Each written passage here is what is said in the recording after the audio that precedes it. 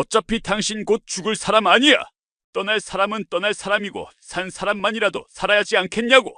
말기암으로 고통받는 아내에게 남편이 내뱉은 말이었습니다. 그래서 넌 언제 죽냐? 빨리 확 죽어버려라.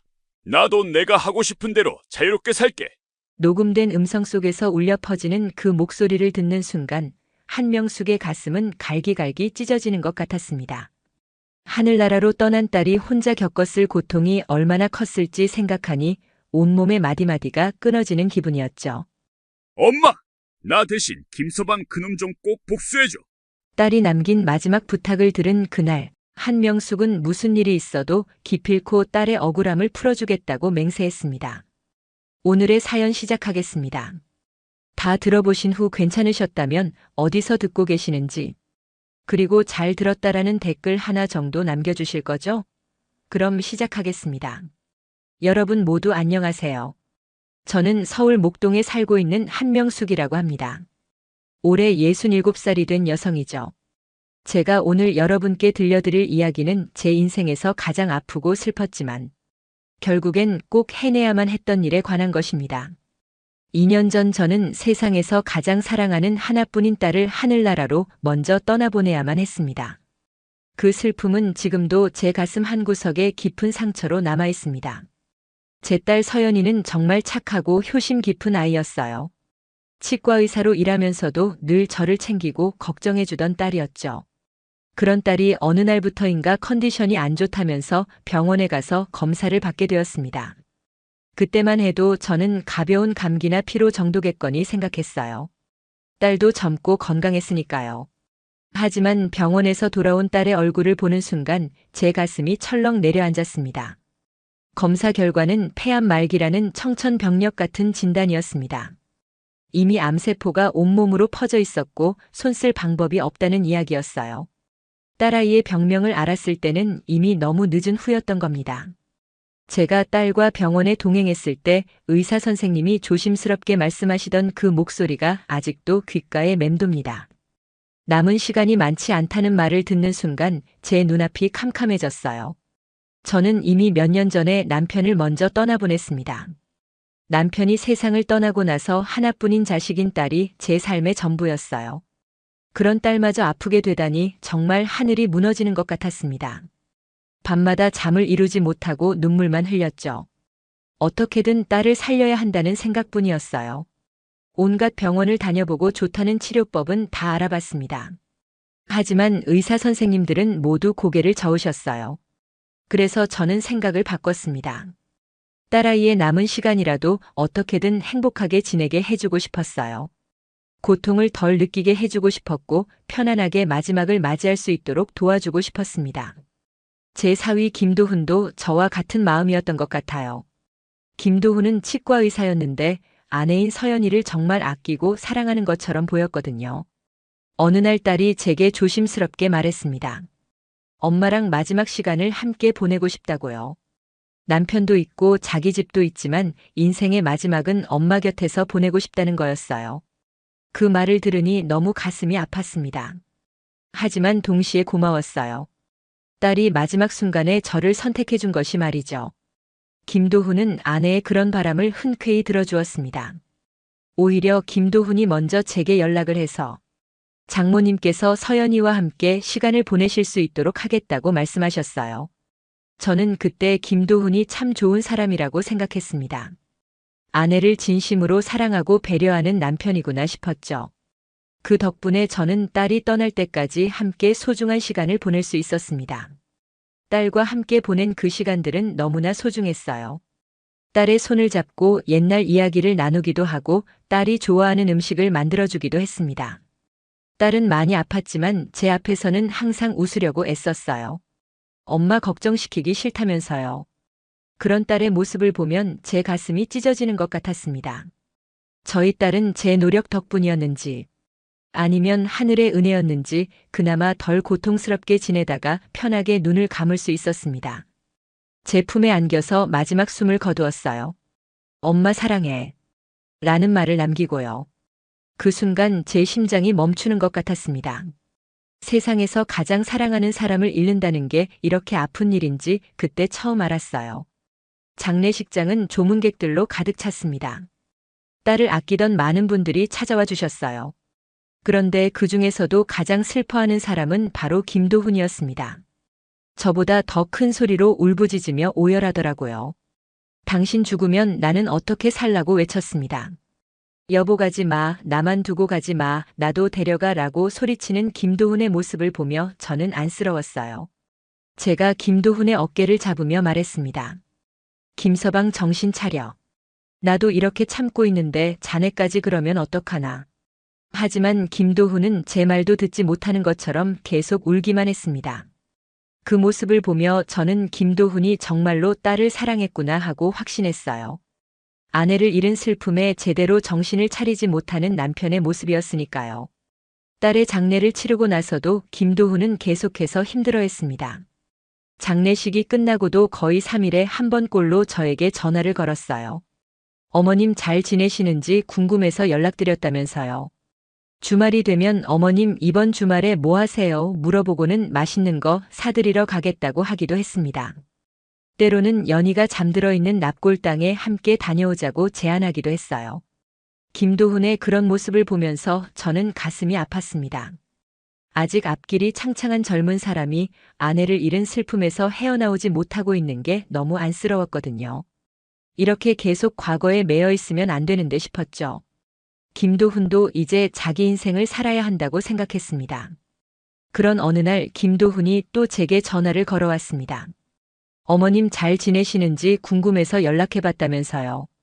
이번 주말에 뭐 하시냐고 물어보더니 어머님이 좋아하시는 코다리집 맛집을 알아뒀으니 모시고 가겠다고 했습니다. 아니면 연희가 있는 납골당에 다시 한번 다녀올까 하는 말도 덧붙였죠. 저는 그때 결심했습니다. 이제 그만 김도훈을 놓아줘야겠다고요. 딸이 떠난 지도 벌써 반년이나 지났는데 이렇게 계속 과거에 매여 있으면 안 된다고 생각했어요. 그래서 저는 김도훈에게 말했습니다. 김서방 이제 그만하면 됐어. 앞으로는 나한테 연락하지도 말고 찾아오지도 마. 김도훈이 놀란 목소리로 물었습니다. 어머님 그게 무슨 말씀이세요? 저는 단호하게 말했어요. 우리 딸 떠난 지도 반년이나 지났고 이젠 김서방 자네도 자네 인생 살아야 하지 않겠나? 그러니까 우리 딸은 그만 잊고 김서방 자네 인생 찾아가게. 앞으로는 자네가 연락해도 내가 전화 안 받아줄 거고 우리 집 찾아와도 문 안 열어줄 테니까 그렇게 알아. 건강하게 잘 살아. 그렇게 말하고 저는 정말로 김도훈과의 인연을 끊어버렸습니다. 꼭 필요한 일이 아니면 연락을 하지 않게 되었죠. 김도훈도 제 뜻을 알아들었는지 더 이상 연락하지 않았습니다. 그게 서로에게 좋은 일이라고 생각했어요. 김도훈은 새로운 인생을 시작해야 하고 저도 딸을 잃은 슬픔에서 벗어나 다시 일어서야 했으니까요. 하지만 자식을 떠나보낸 사람의 마음을 잡기란 정말 쉽지가 않더라고요. 아침에 눈을 뜨면 딸이 생각나고 밥을 먹을 때도 딸이 생각났습니다. 길을 걷다가도 딸과 비슷한 사람만 보면 가슴이 먹먹해졌어요. 그렇게 저는 딸을 그리워하며 힘든 시간을 보냈습니다. 마음을 잡기까지는 꽤 오랜 시간이 걸렸어요. 어느 정도 마음을 추스르고 사람답게 살아보자는 생각이 들 때쯤 되니 이미 딸이 떠난 지 2년이라는 시간이 흘러 있었습니다. 2년이라는 시간이 흐르는 동안 저는 정말 많이 변했어요. 예전처럼 매일 우는 일은 없어졌고 조금씩 일상으로 돌아가려고 노력했습니다. 그해 가을 김장철이 되었습니다. 딸이 떠나고 처음으로 김장을 해보려고 마음먹었어요. 그동안은 김장할 기력도 없었고 혼자 사는데 김치를 많이 담글 필요도 없었거든요. 하지만 그날은 왠지 모르게 김장을 하고 싶다는 생각이 들었습니다. 그래서 배추며 무며 양념 재료들을 사다가 김장 준비를 시작했죠. 김치를 담다 보니 문득 한 사람이 떠올랐습니다. 바로 김도훈이었어요. 제가 담근 김장김치를 김도훈이 유독 좋아했었거든요. 명절 때마다 김치를 싸들고 가면 김도훈은 정말 맛있게 먹었어요. 이렇게 맛있는 김치는 처음이라면서 칭찬도 많이 했고요. 그 모습이 예뻐서 저도 김장철이면 꼭 김도훈에게 김치를 싸주곤 했습니다. 그날따라 왜 그런 생각이 들었는지 모르겠지만 김도훈에게 김장김치를 좀 갖다 줘야겠다는 생각이 들었어요. 제가 먼저 잊고 살라며 인연을 끊긴 했지만 김장김치를 해서 한번 찾아가 보자 싶었습니다. 왠지 모르게 꼭 그래야 하겠다는 느낌이 강하게 왔어요. 지금 생각해보면 그게 딸이 저를 그곳으로 이끈 게 아닌가 싶습니다. 도훈이 우리 딸 떠나고 2년 동안 무탈하게 잘 살았는지 확인도 하고 싶었어요. 아직도 마음을 못 잡고 슬퍼하고 있는 거라면 제가 다시 한번 이야기를 해주고 싶기도 했고요. 혼자 사는 게 외롭고 힘들 텐데 제가 가끔 찾아가서 밥이라도 해주면 좋겠다는 생각도 들었습니다. 그래서 저는 김장김치를 한 통 싸들고 김도훈의 집으로 찾아가기로 했습니다. 김도훈은 서연이가 떠난 후에도 계속 딸과 살던 아파트에서 살고 있었거든요. 그날은 주말이라 도훈이 집에 있을지 없을지 알 수 없었어요. 만약 집에 없다면 편지와 함께 김장김치라도 문 앞에 놓고 오자는 생각이었습니다. 떨리는 마음으로 김도훈의 아파트로 향했습니다. 엘리베이터를 타고 올라가는데 얼마나 긴장이 되던지 가슴이 두근두근 뛰었어요. 2년 만에 보는 건데 도훈이 어떻게 지내고 있을지 궁금하기도 하고 걱정도 되었습니다. 엘리베이터가 층수를 올라갈 때마다 제 심장 박동도 빨라졌죠. 도훈의 집 앞에 도착해서 저는 인터폰을 눌렀습니다. 초인종 소리가 울리고 잠시 후 인터폰에서 목소리가 들려왔어요. 그런데 그 목소리는 도훈의 목소리가 아니었습니다. 낯선 여자의 목소리였어요. 누구세요? 라고 묻는 그 목소리를 듣는 순간 저는 당황했습니다. 저는 얼떨결에 물었어요. 아유, 죄송한데 여기 김도훈 씨 집 아닌가요? 여자는 맞다고 대답하더니 잠시만 기다리라고 했습니다. 그리고 곧 현관문이 열렸어요. 문을 연 사람은 김도훈보다 한참이나 어려 보이는 젊은 여자였습니다. 한눈에 봐도 20대 후반에서 30대 초반 정도로 보이는 여성이었죠. 그 여자가 저를 보며 물었습니다. 할머니 누구신데 저희 남편을 찾으시는 건가요? 저는 그 말을 듣는 순간 귀를 의심했어요. 뭐라고요, 남편이요? 제 목소리가 떨렸습니다. 젊은 여자는 그렇다는 듯이 고개를 끄덕이며 김도훈을 불렀어요. 여보, 어떤 할머니가 오셨는데요? 그러자 집 안에서 김도훈이 나왔습니다. 김도훈은 현관 앞에 선 제 모습을 보더니 깜짝 놀라는 표정을 지었어요. 어머님이 여기를 어떻게 왔냐는 듯한 얼굴이었습니다. 저는 너무 당황스럽고 경황이 없어서 제대로 말도 나오지 않았어요. 나는 그냥 자네가 내가 했던 김장김치를 좋아해서 어떻게 지내는지도 보고 김치도 전해줄 겸 왔던 건데 말이야. 제 목소리는 떨리고 있었습니다. 아무튼 난 신경 쓰지 말고 잘 살게나. 그렇게 말하고 저는 김장김치만 건네주고는 재빨리 그 자리를 떠났습니다. 다급하게 엘리베이터를 타고 내려갔어요. 제 손이 덜덜 떨리고 있었습니다. 저는 정말 놀랐어요. 김도훈이 벌써 재혼을 했을 거라고는 상상도 못했거든요. 제 딸을 보내는 것조차 힘들어했던 사람이 아직도 제 딸을 못 잊고 혼자 지내고 있을 거라고 여겼던 겁니다. 처음에는 딸을 잊고 벌써 새 장가를 들었다는 게 섭섭한 마음이 들기도 했습니다. 하지만 곰곰이 생각해보니 그건 다 제 개인적인 욕심이었어요. 어쩌면 잘된 일일 수도 있다고 생각했습니다. 김도훈도 젊은 사람인데 평생 혼자 살 수는 없는 일이니까요. 제가 자식처럼 생각했던 사람이고 도훈이라도 제 딸을 잊고 행복하게 살길 바랐으니까요. 그런데 제가 엘리베이터를 타고 내려가는데 중간층에서 2명의 여자가 탔습니다. 같은 아파트에 사는 주민들인 것 같았어요. 두 여자는 제가 타고 있는 줄도 모르고 이야기를 나누기 시작했습니다. 저는 별 생각 없이 서 있었는데 그 여자들이 하는 이야기를 듣는 순간 온몸이 얼어붙고 말았습니다. 그 1303호 치과의사 한다는 사람 말이야. 어떻게 그렇게 뻔뻔할 수가 있어. 진짜 낯짝도 두껍다. 나는 그 사람 얼굴 보는 것만으로도 소름이 돋아. 한 여자가 말했습니다. 다른 여자가 맞장구를 쳤어요. 그러게 말이야. 그 인간 마누라 죽고 바로 젊은 년 데려와서 살았잖아. 하준이 엄마가 바로 그 옆집 사니까 다 봤대. 그 치과 의사란 놈이지 마누라는 암 걸려 죽게 생겼는데도 자기 병원 간호사랑 바람나서 정신 못 차리고 매일 바람 피우고 다녔다고 하더라. 그래서 1303호 여자가 호스피스 병원 들어가기 전까지 밤마다 싸우는 소리 들리고 장난도 아니었대. 저는 그 말을 듣는 순간 숨 쉬는 것도 잊어버렸습니다. 제 손이 벌벌 떨렸어요. 1303호가 바로 김도훈의 집이었거든요. 여자들이 말하는 그 치과 의사가 바로 제 사위였던 겁니다. 진짜 짐승놈이 따로 없네. 어떻게 자기 마누라가 아파서 죽게 생겼는데 바람을 피울 수가 있어. 그것도 자기 병원 간호사랑 말이야. 그래놓고 아직도 이 아파트에서 사는 거 보면 대단하다. 이미 아파트에 소문 다 났는데 그 인간은 사람들 눈도 안 무섭나 봐. 여자들의 대화는 계속 이어졌습니다. 저는 그 자리에서 주저앉을 뻔했어요. 다리에 힘이 풀려서 엘리베이터 벽에 기댈 수밖에 없었습니다. 숨을 제대로 쉴 수가 없었어요. 가슴이 너무 답답해서 숨이 막히는 것 같았죠. 엘리베이터가 1층에 도착했을 때 저는 비틀거리며 겨우 밖으로 나왔습니다. 여자들이 말한 그 치과 의사가 바로 김도훈이었습니다. 김도훈이 제 딸이 살아있을 때 아픈 딸을 두고 바람을 피우고 있었던 거예요. 그것도 딸이 언제 죽을지 모르는 상황에서 말입니다. 제가 전혀 몰랐던 일이었어요. 저는 그것도 모르고 딸이 떠나기 전 저랑 같이 시간을 보내게 해준 김도훈을 보며 고맙다고 생각했었는데 말이죠. 전혀 그게 아니었던 겁니다.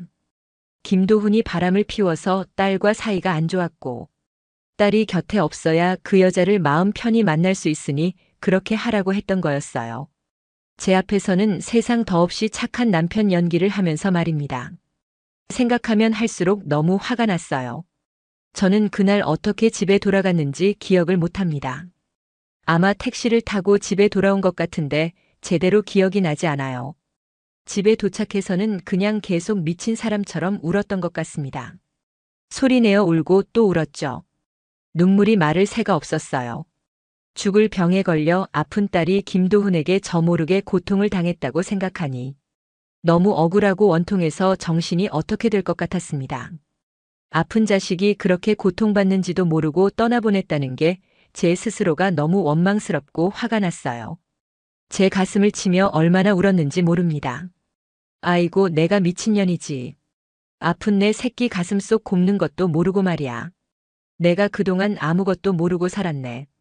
내 새끼 억울하게 죽은 것도 모르고 속도 없이 편하게 살았어. 내가 미친년이야.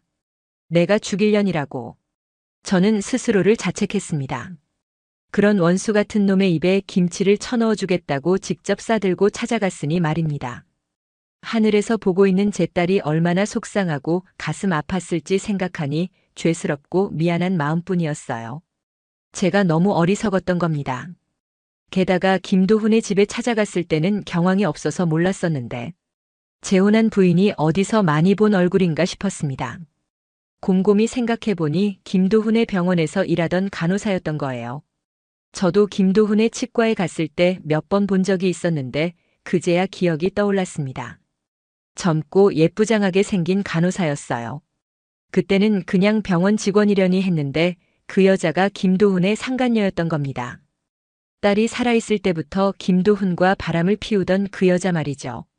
생각하면 할수록 분노가 치밀어 올랐습니다.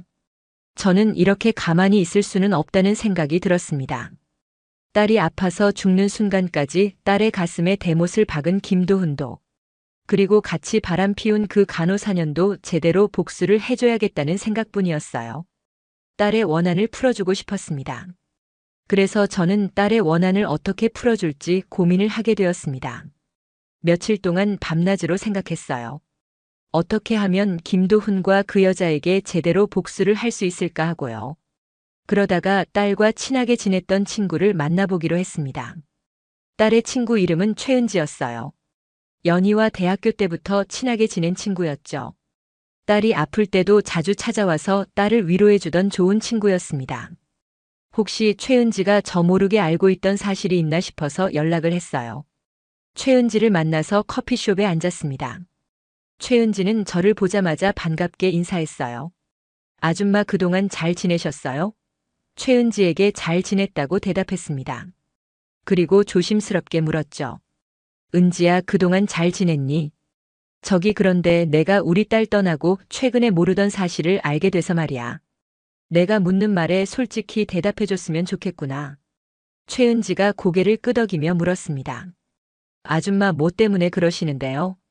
저는 최은지의 눈을 똑바로 보며 물었습니다. 우리 연이 살아있을 때 김도훈이 자기 병원 간호사랑 바람 피우고 있었던 거 맞지? 그것 때문에 우리 연이 마음고생하다가 떠난 거 맞는 거지. 최은지의 얼굴이 굳어졌어요. 아, 아줌마가 그걸 어떻게 아세요? 최은지가 놀란 표정으로 물었습니다. 저는 김도훈의 집에서 있었던 일과 엘리베이터에서 들은 이야기를 최은지에게 말해줬어요. 최은지는 고개를 끄덕이며 입을 열었습니다. 아줌마 사실은 그 나쁜 놈이 연희가 말기 폐암이라는 거 뻔히 알면서도 몰래 바람 피웠어요. 그러다가 걸리니까 아주 뻔뻔하게 나오더라고요. 저랑 연희랑 같이 따지니까 연희한테 뭐라고 했는지 아세요? 최은지의 목소리가 떨렸습니다. 어차피 죽을 사람인데 미리 사람 좀 만나는 게 뭐 어떠냐면서요. 연희 죽으면 자기도 같이 살 사람 정도는 미리미리 알아보고 만나서 연애도 하면서 정해놔야 하는 게 아니냐고 했대요. 저는 그 말을 듣는 순간 온몸에 소름이 돋았습니다. 뭐라고? 그 죽일 놈이 우리 연희한테 그런 말을 했다고. 제 목소리가 떨렸어요. 최은지가 고개를 끄덕이며 말을 이었습니다. 그래서 제가 안 되겠기에 아줌마한테 사실대로 말하자고 하니까 연희가 그러지 말라고 했어요. 자기 아파서 아줌마 가뜩이나 힘든데 이런 일까지 신경 쓰게 하고 싶지 않다고 했대요. 자기 하나만 참으면 되는 거 아니냐면서요. 저라도 만나서 아줌마한테 꼭 말씀드리고 싶었는데 연희가 너무 간절하게 부탁해서 그동안 말씀 못 드렸어요. 아줌마 정말 죄송해요. 최은지의 눈에 눈물이 고였습니다. 저도 눈물이 났어요. 제 딸이 그런 고통을 혼자 참고 있었다니 말입니다. 그 죽이려는 놈들 내가 가만두지 않을 거야. 내가 죽는 한이 있어도 그것들 전부 제대로 망하는 꼴 보고 죽을 거라고. 저는 이를 악물며 말했습니다. 불쌍한 내 딸. 불쌍한 내 새끼. 제 눈에서 눈물이 흘러내렸어요. 최은지가 조심스럽게 말했습니다. 아줌마 그런데 혹시 연희 핸드폰을 확인해 보신 적 있으세요? 딸 핸드폰? 저는 고개를 갸우뚱했습니다. 사실 연희가 죽기 전에 김도훈이랑 이혼하려고 핸드폰에 증거 자료들 모아놓은 게 있었거든요. 나중에는 자기 몸도 힘들고 떠날 시간이 얼마 안 남았다고 느낀 건지 아줌마랑 있는 시간 낭비하기 싫다면서 다 포기하고 관뒀었거든요. 연희 핸드폰 잘 찾아보시면 어쩌면 그 나쁜 놈 바람 피운 증거 자료들 찾을 수 있을지도 몰라요. 딸의 친구 말에 저는 집에 오자마자 바로 제가 보관하고 있던 딸의 핸드폰을 켰습니다. 딸이 보고 싶을 때마다 딸의 핸드폰을 켜서 이것저것 찾아보곤 했거든요. 딸의 사진도 보고 딸이 쓴 메모도 보면서 딸을 그리워했죠. 그런데 핸드폰을 이리저리 살펴보다가 보안 폴더 하나를 발견했습니다. 비밀번호를 알아야만 안에 있는 내용들을 확인할 수 있었어요. 저는 딸의 생일을 쳐봤지만 열리지 않았습니다. 결혼 기념일도 쳐봤지만 역시 열리지 않았어요. 아무리 쳐봐도 열 수가 없더라고요. 그래서 혹시나 하는 마음에 제 생일 날짜를 눌러봤습니다. 그러자 딸의 보안 폴더가 열렸어요. 딸이 비밀번호를 제 생일로 해놨던 겁니다. 그 순간 눈물이 왈칵 쏟아졌어요. 보안 폴더 안의 내용을 확인하는 순간 저는 경악을 금치 못했습니다. 김도훈이 젊은 간호사랑 바람 피우면서 찍었던 증거 사진들이 잔뜩 있었던 겁니다. 호텔에 들어가는 사진도 있었고 함께 식사하는 사진도 있었어요. 손을 잡고 걷는 사진도 있었습니다. 게다가 김도훈과 딸의 대화 내용이 녹음되어 있었습니다. 그 내용을 듣는데 제 가슴은 또 한 번 무너져 내리고 말았죠. 딸의 목소리가 들렸습니다. 어떻게 날 두고 그럴 수가 있어? 내가 이렇게 버젓이 살아있는데. 어떻게 날 두고 그 어린 병원 간호사랑 바람을 피울 수 있냐고. 딸의 목소리는 떨리고 있었습니다. 그리고 김도훈의 목소리가 이어졌어요. 왜긴 사랑해서 그랬다. 뭐 어쩔래. 뭐. 김도훈의 목소리는 뻔뻔하기 그지없었습니다. 유부남이 그것도 아파서 다 죽어가는 마누라 앞에서 넌 그게 할 소리냐? 딸의 목소리가 떨리고 있었습니다. 그래서 이제 와서 나보고 어쩌라고. 사람 감정이 어디 마음대로 되냐? 김도훈의 목소리는 짜증이 섞여 있었어요. 그리고 어차피 당신 곧 죽을 사람 아니야. 떠날 사람은 떠날 사람이고 산 사람만이라도 살아야지 않겠냐고. 당신 죽고 만나나 미리 만나나 무슨 차이가 난다고. 유난이야 유난. 무슨 차이가 있냐고. 김도훈의 말을 듣는 순간 제 온몸이 부들부들 떨렸습니다. 그래서 내가 지금 죽었니? 나 아직 살아있고. 그러면 사람이 지킬 도리라는 게 있는 거야. 바람 피운 놈이 뭘 잘했다고 뻔뻔하게 큰 소리인데. 진짜 지긋지긋하다. 딸의 목소리에는 절망이 묻어났습니다. 그래서 넌 언제 죽냐? 빨리 확 죽어버려라. 나도 내가 하고 싶은 대로 자유롭게 살게.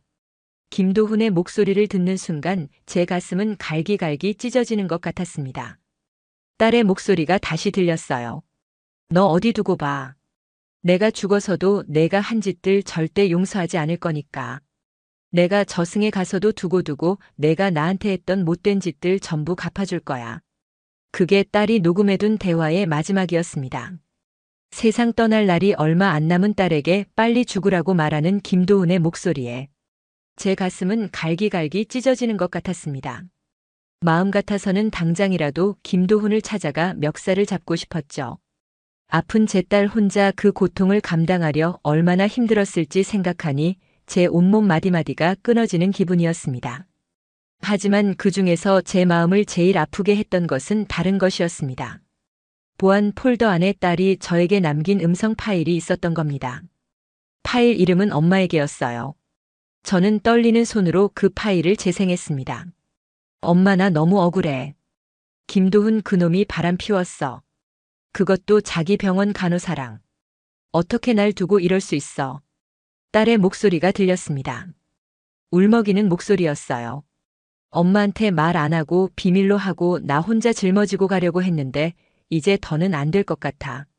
엄마 만약에 엄마가 지금 녹음한 내 목소리를 듣는다면 나 대신 김도훈 그놈한테 꼭 복수해줘. 엄마한테 이런 부탁해서 정말 미안해. 딸의 목소리를 듣는 순간 제 눈에서 눈물이 왈칵 쏟아졌습니다.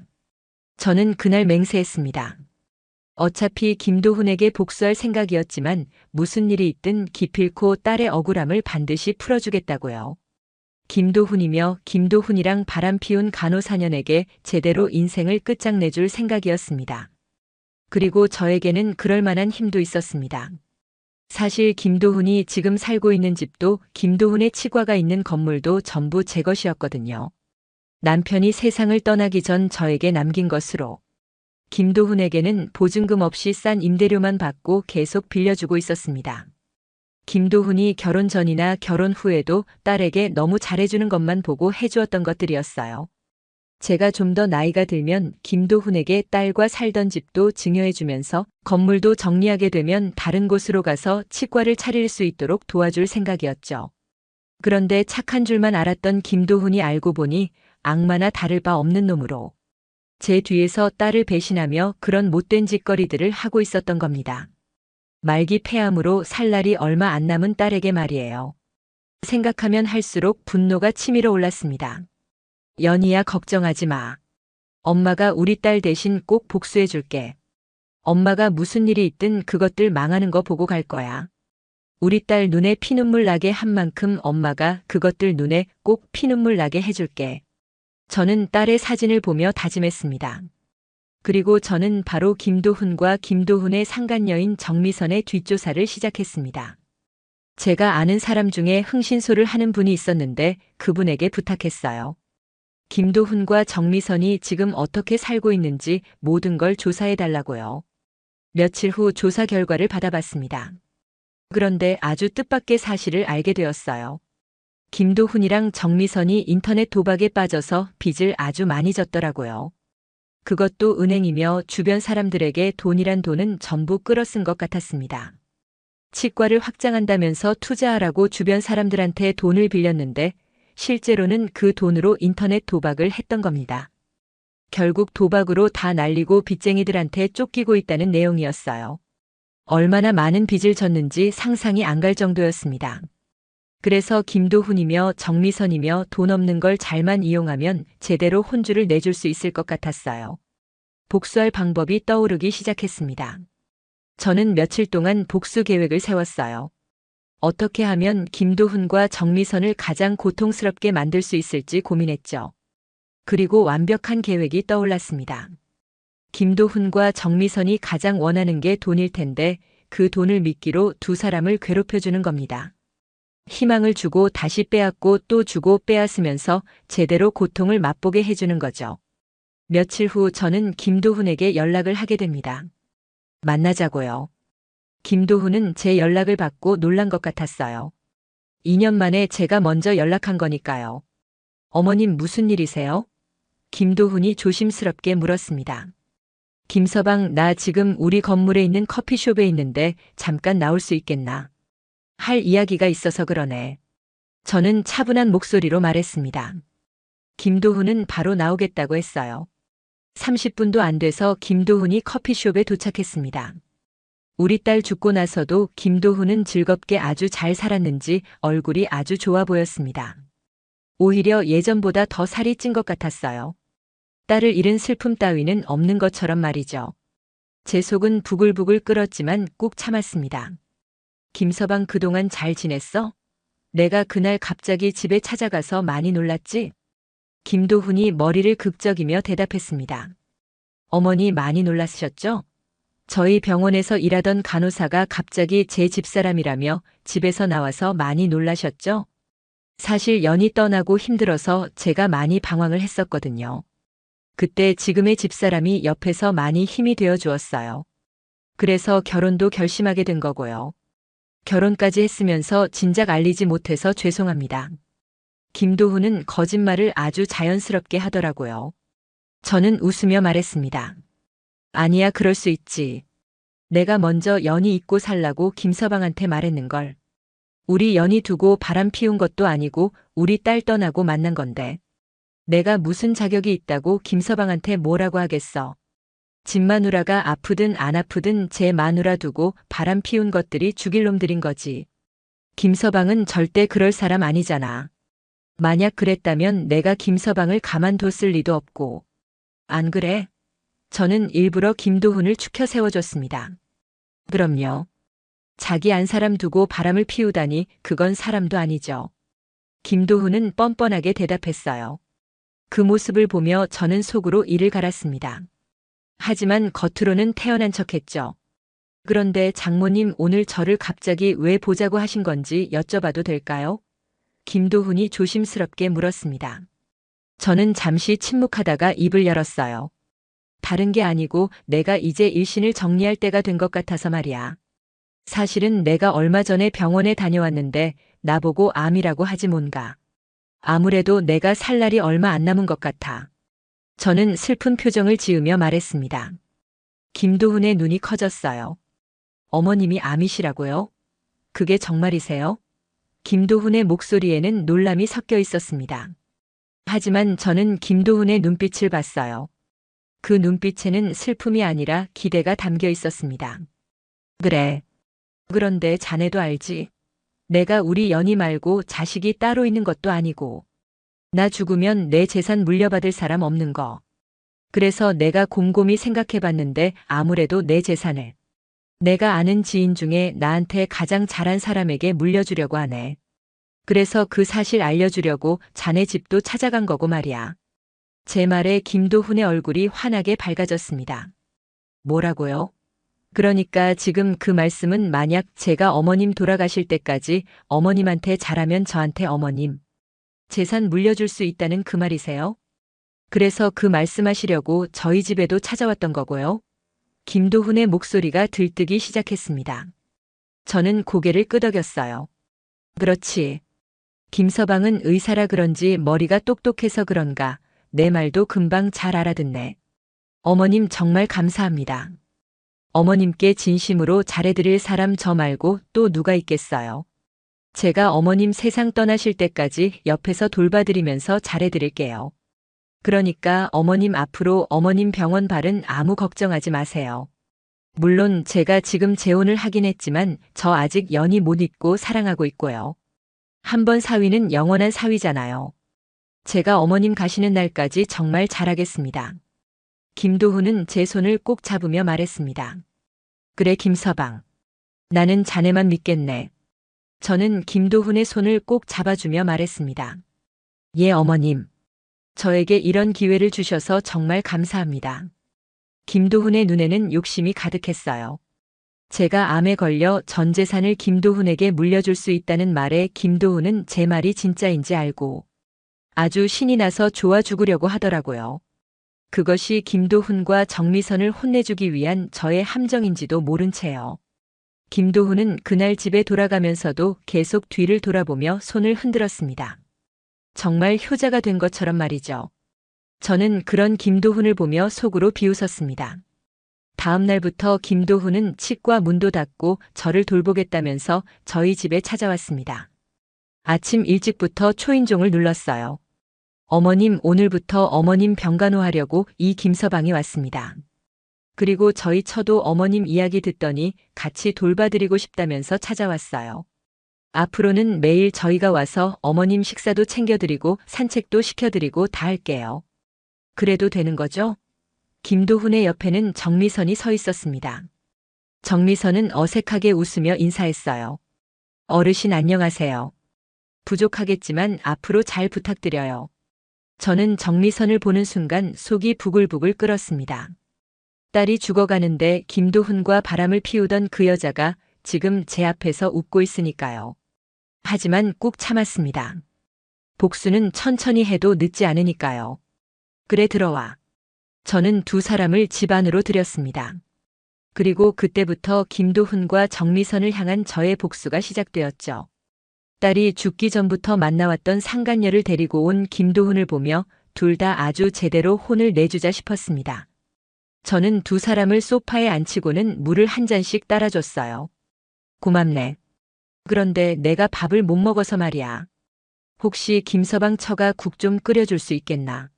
제 말에 정미선이 고개를 끄덕였습니다. 네 어르신. 제가 한우 소고기 사다가 미역국 끓여드릴게요. 정미선은 재빨리 마트에 다녀와서 부엌에서 국을 끓이기 시작했어요. 1시간쯤 지나서 정미선이 국을 끓여가지고 왔습니다. 어머님, 제 처가 어머님 드시라고 한우 소고기 사다가 미역국 끓였는데 한번 드셔보세요. 이 사람이 다른 거 몰라도 음식 하나는 기가 막히게 잘하거든요. 입에 맞으실지 모르겠어요. 많이 드세요. 김도훈이 자랑스럽게 말했습니다. 저는 국 한 술을 떠서 입에 넣었어요. 그리고 바로 뱉어버렸습니다. 퇴. 지금 이따위를 국이라고 끓였어? 김서방 이제 보니 나한테 잘하려고 자네 처 데려온 게 아니고 나 골탕 먹이려고 데리고 온 거지. 그게 아니면 이런 거지 같은 국을 나 먹으라고 끓여줬겠어? 이런 건 걔도 안 먹겠네. 저는 국그릇을 확 밀어버렸습니다. 국그릇이 테이블에서 바닥으로 떨어지며 깨졌어요. 이상하다.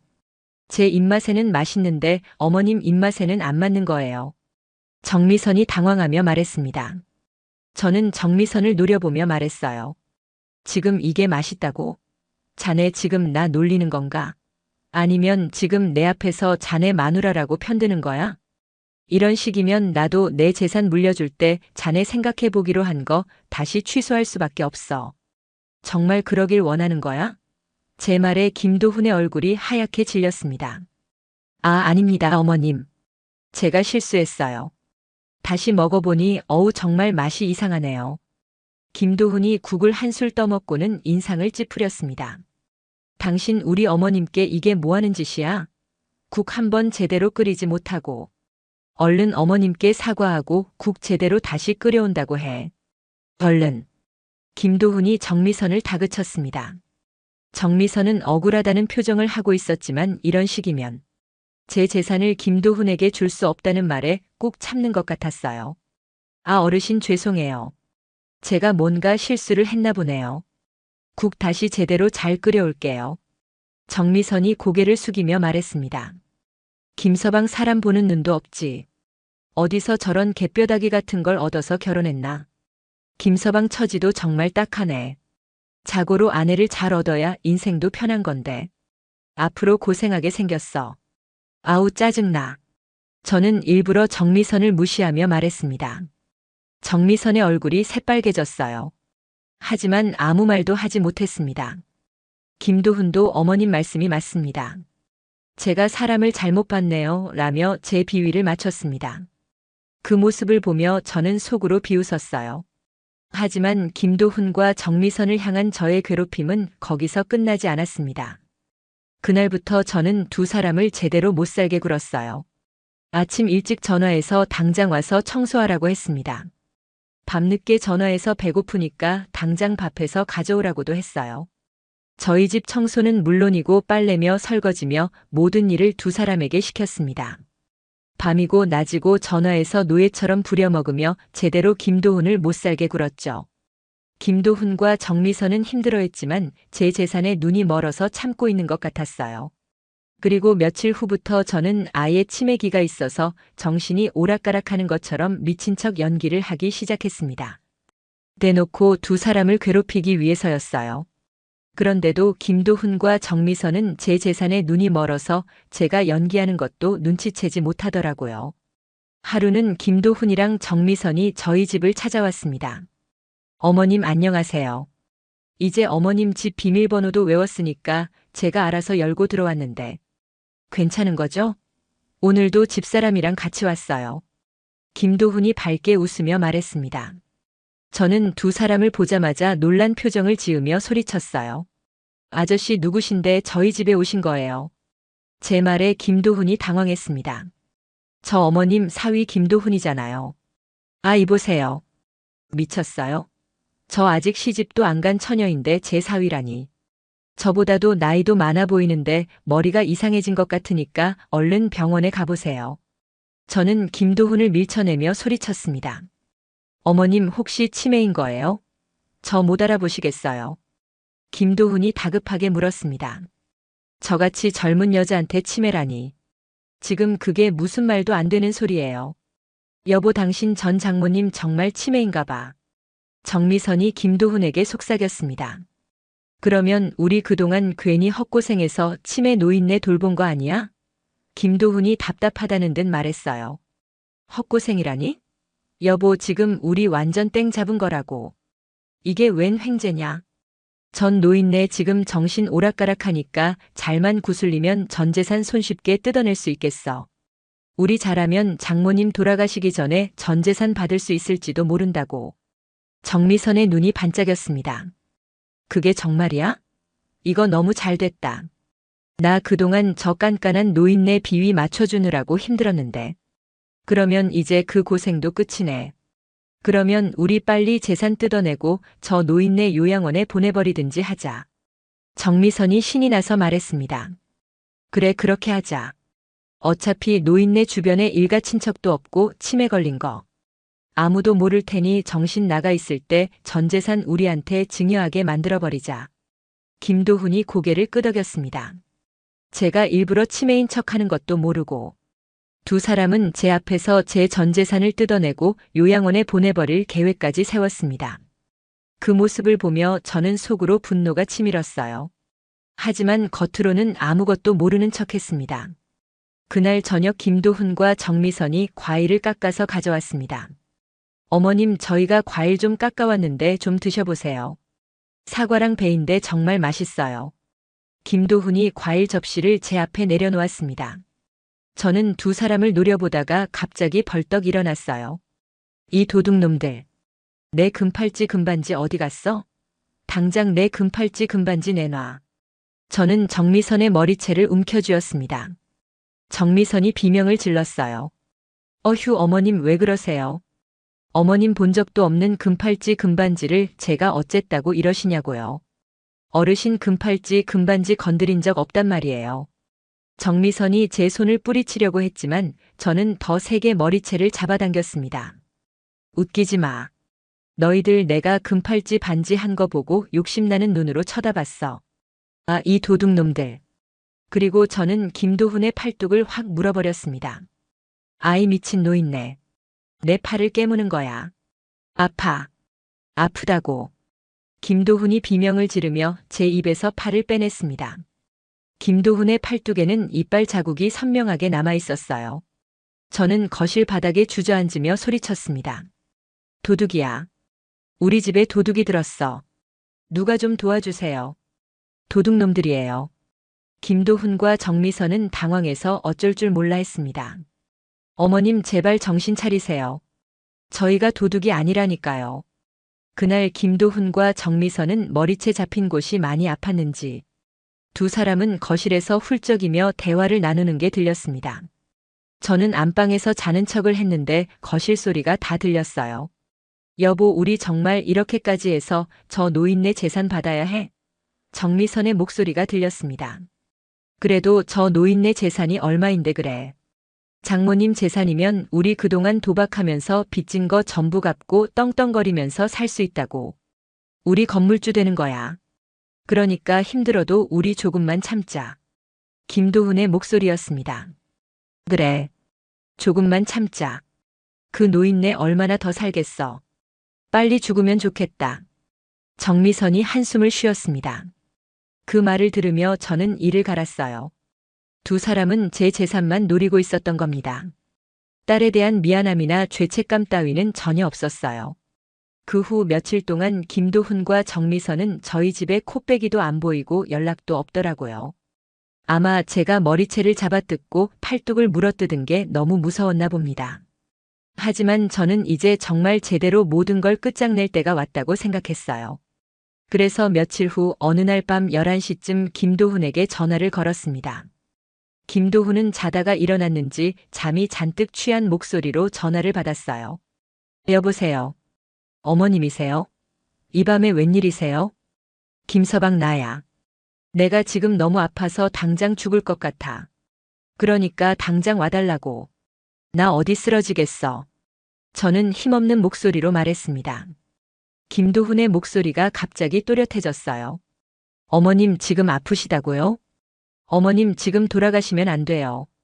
죽을 때 죽더라도 저한테 전 재산 물려주신다고 유언이라도 남기고 가셔야죠. 제가 지금 저희 차랑 갈 테니까 조금만 기다리세요. 저 도착하기 전까지 돌아가시면 절대 안 돼요. 김도훈의 목소리에는 절박함이 묻어났습니다. 저는 전화를 끊고 웃음을 참았어요. 김도훈은 제가 지금 당장 죽을 것 같다는 말에 재산 걱정부터 하더라고요. 제가 전화를 끊고 30분도 안 돼서 김도훈과 정미선이 저희 집에 도착했습니다. 숨을 헐떡이며 온 것 같았어요. 두 사람은 저희 집 비밀번호를 알고 있으니까 그냥 문을 열고 들어왔습니다. 어머님 괜찮으세요? 저희 왔어요. 김도훈이 급하게 소리쳤습니다.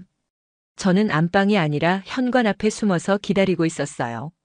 김도훈과 정미선이 현관문을 열고 들어오는 순간 저는 손에 들고 있던 물이 가득 든 스테인리스 바가지로 두 사람에게 물을 확 뿌렸습니다.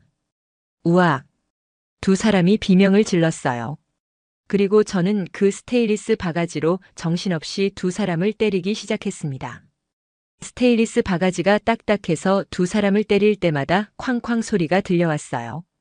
도둑이야. 우리 집에 도둑이 들었어. 도둑이야. 저는 큰 소리로 외치며 계속 두 사람을 때렸습니다. 아유 어머님. 저 어머님 사위예요. 도둑 아니라고요. 김도훈이 머리를 감싸쥐고 소리쳤어요. 어르신 진짜 왜 이러세요? 미치려면 곱게 미칠 것이지. 너무 하잖아요. 아파요. 그만 때리라고요. 정미선도 비명을 질렀습니다. 웃기지 마. 난 너희들 얼굴 몰라. 오늘 처음 본다고. 아니라면 이 야밤에 왜 남의 집을 도둑고양이처럼 들어오는데. 이 도둑놈들. 오늘 나한테 죽어봐라. 저는 계속 바가지로 두 사람을 때렸습니다. 김도훈의 코에서 피가 흘러나왔어요. 정미선의 이마도 빨갛게 부어올랐습니다. 두 사람은 그날 저한테 쌍코피가 터지도록 맞고 말았고 결국 저희 집에서 주랭랑을 치며 도망쳤습니다. 저는 현관문을 확 닫아버렸어요. 그 후 김도훈과 정미선은 며칠 동안 정말로 연락도 없고 찾아오지도 않았습니다. 제게 완전히 질린 것 같았어요. 하지만 저는 이제 진짜 복수를 시작할 때라고 생각했습니다. 딸의 원한을 제대로 풀어줄 시간이 온 겁니다. 그동안 저는 김도훈과 정미선에게 돈을 빌려준 빚쟁이들을 알아냈습니다. 흥신소를 통해 연락처를 구했어요. 빚쟁이들은 2명이었는데 둘 다 김도훈에게 속아서 큰 돈을 빌려줬다고 했습니다. 저는 빚쟁이들에게 전화를 걸었습니다. 여보세요. 혹시 김도훈이라고 아세요? 치과 의사 하는 사람 말입니다. 빚쟁이 한 명이 대답했어요. 아, 그 사기꾼 말이요? 잘 알죠. 저한테 돈 빌려가고 갚지도 않고 있는 놈인데요. 맞습니다. 제가 김도훈의 전 장모인데요. 김도훈이 제 딸이 살아있을 때부터 바람을 피웠고 지금은 그 상간녀랑 결혼해서 살고 있습니다. 그리고 두 사람이 제 재산을 노리고 저를 괴롭히고 있어요. 제가 자초지종을 말씀드릴 테니 한번 들어보시겠어요? 저는 빚쟁이들에게 김도훈과 정미선이 한 모든 일들을 이야기했습니다. 딸이 말기 폐암으로 죽어가는데 바람을 피운 것부터 시작해서 지금 제 재산을 노리고 있는 것까지 전부 말했어요. 그리고 김도훈이 빌린 돈을 인터넷 도박으로 다 날렸다는 사실도 알려줬습니다. 뭐라고요? 치과 확장한다면서 투자하면 큰돈 벌 수 있다고 해서 돈 빌려줬는데 그걸로 도박을 했다고요. 빚쟁이의 목소리가 떨렸습니다. 네, 맞습니다. 제가 증거도 다 가지고 있어요. 그러니까 제 집으로 오시면 보여드리겠습니다. 그리고 제가 김도훈과 정미선을 제 집으로 부를 테니 그때 같이 계시면 어떨까 싶어서요. 두 사람한테 제대로 따져 물으실 수 있을 겁니다. 제 말에 빚쟁이들이 바로 오겠다고 했습니다. 다음 날 빚쟁이 2명이 저희 집에 왔습니다. 저는 두 사람에게 김도훈과 정미선이 인터넷 도박을 하는 증거 자료들을 보여줬어요. 흥신소에서 조사한 자료였는데 아주 상세했습니다. 빚쟁이들의 얼굴이 빨개졌어요. 이 사기꾼 새끼들. 내가 오늘 가만 안 둔다. 한 빚쟁이가 주먹을 불끈 쥐었습니다. 저는 빚쟁이들을 안방에 숨겨놓고 김도훈에게 전화를 걸었습니다. 김서방, 나야. 자네한테 중요하게 할 말이 있어서 연락했는데. 무슨 할 말이요? 어머님 또 어디 아프시다 그러시고 저 집에 불러서 때리려고 그러시는 거죠? 김도훈의 목소리가 떨렸습니다. 그게 아니고 내가 이제 모든 걸 정리할 때가 온 것 같아. 그러니까 시간 괜찮은 거면 지금 당장 우리 집에 와. 그동안 나 돌보느라 고생한 자네 처도 꼭 데리고 오게. 제 말에 김도훈의 목소리가 밝아졌습니다. 어머님 정말이세요? 이제야 재산 정리를 하시는 거예요. 그러면 어머님 재산 저에게 물려주시는 거 맞죠? 지금 당장 저희 처랑 어머님 집으로 갈게요. 김도훈이 신나서 대답했습니다. 그래, 그렇게 해. 저는 전화를 끊고 안방에 숨어있는 빚쟁이들에게 말했습니다. 조금 있으면 김도훈이 올 겁니다. 그때까지 여기 계시면 됩니다. 30분쯤 지나서 김도훈과 정미선이 저희 집에 도착했습니다. 초인종을 누르자마자 저는 문을 열어줬어요. 두 사람은 웃으며 들어왔습니다. 어머님 정말 고맙습니다. 어머님이 저한테 재산 물려주시는데 제가 어머님 돌아가실 때까지 병간호해드리면서 정말 잘할게요. 어르신 감사해요. 저도 저희 남편 따라 어르신한테 잘하겠습니다. 정미선도 밝게 웃었습니다. 하지만 저는 두 사람을 차갑게 쳐다보며 입을 열었어요. 웃기고들 자빠졌네. 내가 왜 김서방 너 같은 놈한테 피 같은 내 재산을 줘야 하는데.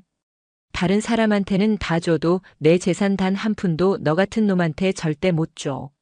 제 말에 김도훈의 얼굴이 굳어졌습니다. 어머님 그게 무슨 말씀이세요? 어머님이 먼저 일신을 정리하신다면서 저 재산 주신다고 하셨잖아요. 내가 언제 너한테 내 재산을 준다고 그랬어? 내가 지인 중에 나한테 가장 잘하는 사람한테 물려줄 생각이라고 했지. 말기암 걸려 우리 아픈 딸 두고 바람 피웠던 거. 내가 영원히 모를 줄 알았어? 제 목소리가 차갑게 식었습니다. 지금 내 놈 옆에 있는 내 집사람이랑 우리 딸 살아있을 때부터 치과에서 눈 맞아서 바람 피웠지. 그래놓고는 감히 내 앞에서 뻔뻔하게 우리 딸 장례식장에서 슬픈 척 연기를 했어. 그래놓고 우리 딸 죽고 만난 것처럼 나한테 거짓말을 했지. 살 날 얼마 안 남은 우리 딸한테 어떻게 그럴 수가 있어? 너희들은 인간이 아니고 짐승 새끼야. 저는 김도훈과 정미선을 노려보며 말했습니다. 김도훈의 얼굴이 하얗게 질렸어요. 어머님이 어떻게 알고 계신 거예요? 내가 너한테 김치 갖다 주러 간 날 엘리베이터에서 같은 아파트 사는 여자들이 하는 이야기 듣고 알았다. 집 마누라 암 걸려 죽게 생겼는데도 자기 병원 간호사랑 바람나서 정신 못 차렸다면서. 자기 마누라 죽고 나서 바로 데려와 산다고 너를 얼마나 욕했는데. 어머님, 제가 잘못했어요. 그래도 어머님 재산 저한테 물려주시는 거 다시 한번 생각해 주시면 안 될까요? 물론 제가 바람 피운 거 정말 잘못한 일이지만 제가 연희가 떠날 때까지 정말 잘했단 말이에요.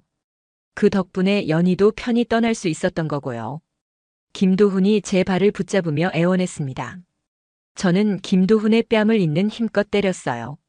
이 씹어먹어도 시원찮을 놈이 어디서 거짓말이야. 우리 딸이 편하게 갔다고. 우리 딸 떠날 때까지 내 놈이 우리 딸한테 잘했다고. 어디 이거나 듣고 그런 말을 해봐. 저는 핸드폰을 꺼내서 딸과 김도훈의 대화 녹음을 틀었습니다. 딸의 목소리가 흘러나왔어요. 어떻게 날 두고 그럴 수가 있어.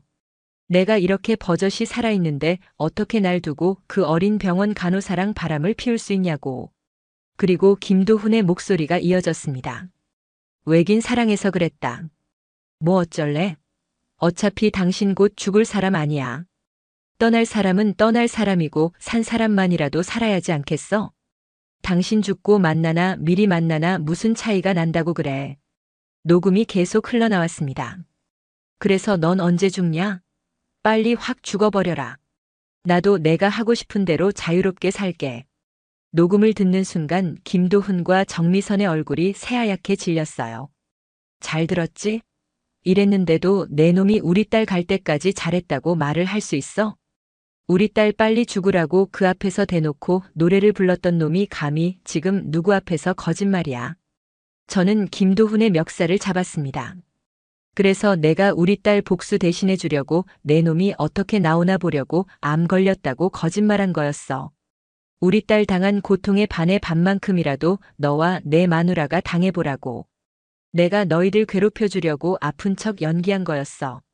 내 딸 저승에서 편히 쉬게 너와 내 마누라 인생 아주 전부 나락으로 보내버리겠어. 너 지금 살고 있는 아파트도 그리고 내 치과 있는 건물도 전부 내 거인 거 알고 있지? 그동안 내가 우리 딸한테 잘해주었는지 알고 그냥 공짜로 살게 해주면서 내 건물에서도 싸게 있게 해주었지만 이제는 안 돼. 당장 내 아파트에서도 내 건물에서도 나가. 제 말에 김도훈이 식은땀까지 흘리며 안절부절 못하다가 결국 제 앞에서 무릎을 꿇었습니다. 어머님, 제가 다 잘못했어요. 연희가 살 날 얼마 안 남은 거 알면서도 바람 피운 것도 못된 소리 한 것도 전부 잘못했다고요. 그래도 저 한 번만 용서해주고 봐주시면 안 될까요? 제가 지금 사실은 빚을 많이 져서 저 내일 당장 망하게 생겼다고요. 저 빚 못 갚으면 제 빚쟁이들이 가만히 있지 않을 거라고요. 그런데 제가 지금 이 상황에서 살고 있는 집이랑 어머님 건물에서 아예 쫓겨나면 당장 어디 가서 뭐 먹고 살아요. 김도훈이 울먹이며 말했습니다. 그리고 제가 원해서 바람 피운 것도 아니란 말이에요. 지금 집사람이 저를 먼저 꼬셔서 이렇게 된 거라고요. 8살이나 어린 것이 저 좋다고 꼬시는데 어떤 남자가 안 넘어가고 배겨요. 어머님이 원하시면 지금 집사람이랑 당장 이혼하고 갈라설게요. 그러니까 제발 저 한 번만 용서하고 도와주세요. 김도훈이 제 발을 붙잡고 애원했습니다. 정미선이 갑자기 소리쳤어요. 여보, 지금 그게 무슨 소리야? 지금 당신 장모님 재산 받겠다고 날 버리겠다는 거야. 그리고 언제 내가 먼저 꼬셨어? 당신이 먼저 나를 꼬셔놓고 왜 이제 와서 딴소리야? 야, 이 나쁜 놈아. 정미선이 김도훈의 멱살을 잡으려고 했습니다. 김도훈이 정미선의 손을 뿌리치며 밀쳤습니다. 저리 꺼지지 못하겠어. 지금 내가 누구 때문에 인생이 망하게 생겼는데. 어디서 큰 소리야. 정미선이 비틀거리며 뒤로 물러났어요. 뭐라고 이 자식아. 주변에서 말기 암 걸린 와이프 있는 유부남 꼬셨다고 나보고 인간 말종이라고 손가락질하고 욕해도 꼭 참고 만나줬더니 이제 와서 날 배신해? 야, 이 나쁜 놈아. 정미선이 김도훈에게 달려들려고 했습니다. 당장 그만두지 못하겠어? 싸우려거든 너희들 집에 가서 싸워. 너희들처럼 더러운 것들이 우리 집에서 싸우는 건 못 보겠다. 제가 소리쳤습니다. 그런데 김서방, 우리 딸이 자네한테 했던 말 기억하고 있지? 어머님 무슨 말이요? 김도훈이 떨리는 목소리로 물었습니다. 우리 딸이 죽어서도 너한테 한 짓 절대 용서 안 할 거라고 했어. 저승에 가서도 두고두고 내가 잘못했던 짓들 전부 갚아줄 거라고 했던 거 말이야.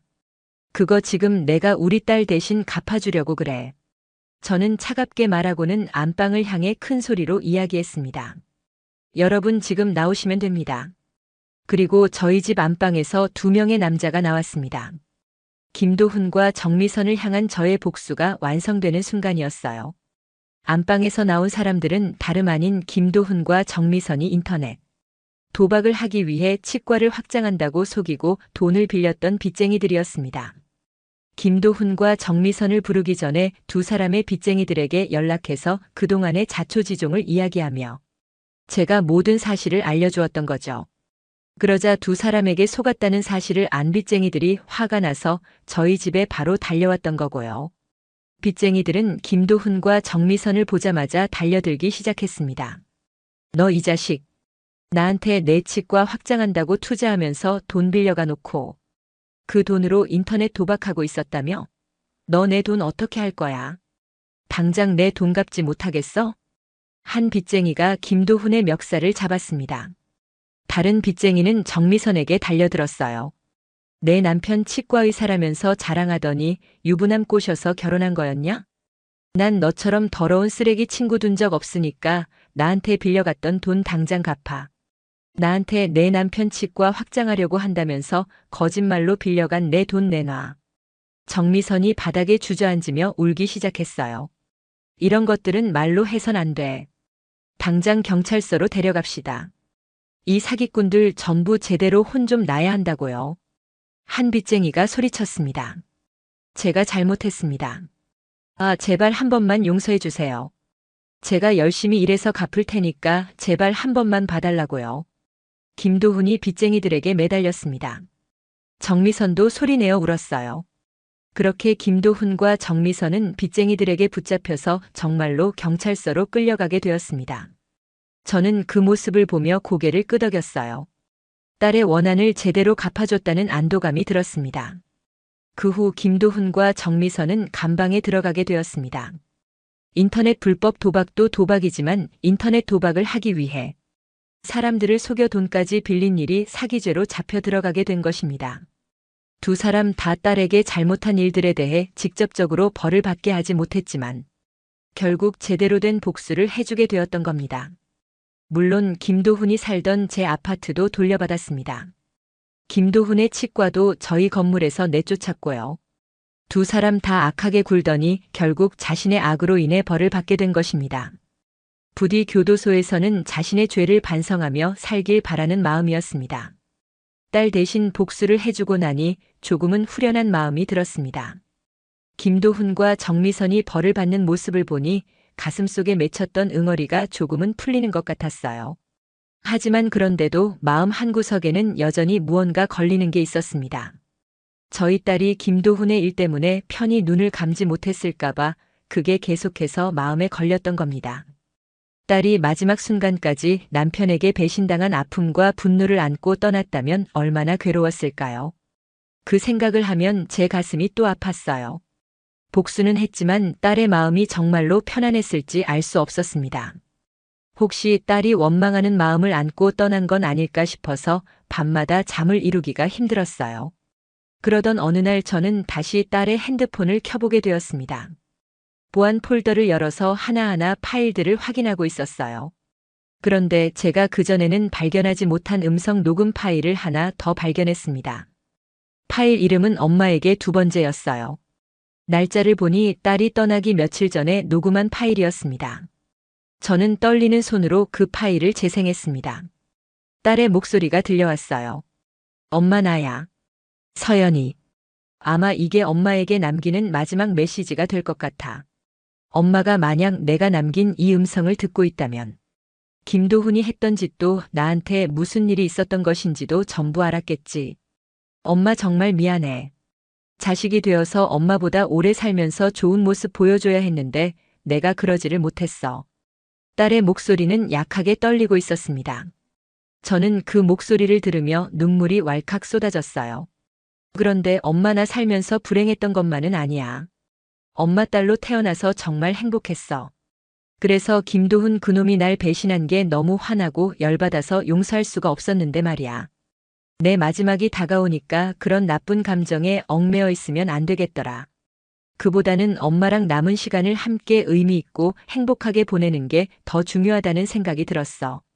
그렇다고 김도훈 그놈을 용서한 건 아니지만 내가 아니더라도 언젠가 다른 일로 꼭 벌을 받게 될 거란 생각이 들어. 딸의 말을 들으며 저는 계속 눈물을 흘렸습니다. 그러니까 엄마 내 일로 너무 속상해하지는 마. 나 마지막에는 엄마가 내 곁에 있어서 행복하게 떠났다는 것만 알아줘. 세상에서 제일 사랑하는 우리 엄마. 다음 생이 있다면 그때도 나 엄마 딸로 태어나고 싶어. 그래서 그때는 우리 같이 오래오래 행복하게 살자. 내가 건강하게 오래 살아서 엄마한테 효도하면서 살게. 하늘에서 아빠랑 만나서 엄마 기다리고 있을 테니까 우리 나중에 만나. 엄마 언제나 고맙고 사랑해. 딸의 마지막 메시지였습니다. 저는 그 음성을 듣고 눈물을 펑펑 쏟았습니다. 제 딸이 마지막 순간에는 분노와 원망이 아니라 저와 함께한 시간에 감사하며 행복하게 떠났다는 말을 듣고 얼마나 안도가 되던지 모릅니다. 딸이 편하게 눈을 감았다는 것을 알게 되니 제 마음도 조금 편해졌어요. 앞으로 남은 인생이 얼마나 남았든 제대로 잘 살아야겠다는 생각이 들었습니다. 그래야 나중에 좋은 곳으로 가서 딸도 만날 수 있고 엄마가 우리 딸 대신 잘 살고 왔다고 말할 수 있을 테니까요. 딸의 메시지를 듣고 나니 복수만이 전부가 아니라는 걸 깨달았습니다. 그래서 저는 제 재산 일부를 정리하며 독거노인분들을 돕는 단체에 기부도 했습니다. 딸이 제게 보여준 사랑만큼 저도 다른 사람들에게 나눠주고 싶었어요. 혼자 사는 노인분들이 얼마나 외롭고 힘든지 저도 잘 알고 있으니까요. 앞으로는 나누면서 좋은 일을 하면서 살려고 합니다. 그렇게 사는 게 딸이 바라던 일일 테고 제가 딸에게 해줄 수 있는 마지막 효도라고 생각해요.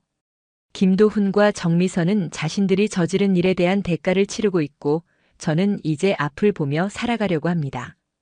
가끔 딸이 그립고 보고 싶을 때면 딸의 핸드폰을 켜서 딸의 목소리를 듣습니다. 엄마 사랑한다는 그 말을 듣고 있으면 딸이 아직도 제 곁에 있는 것만 같아요. 그리고 언젠가 저도 딸을 만나러 갈 날이 올 거라는 걸 알고 있습니다. 그때까지 저는 열심히 잘 살아가려고 해요.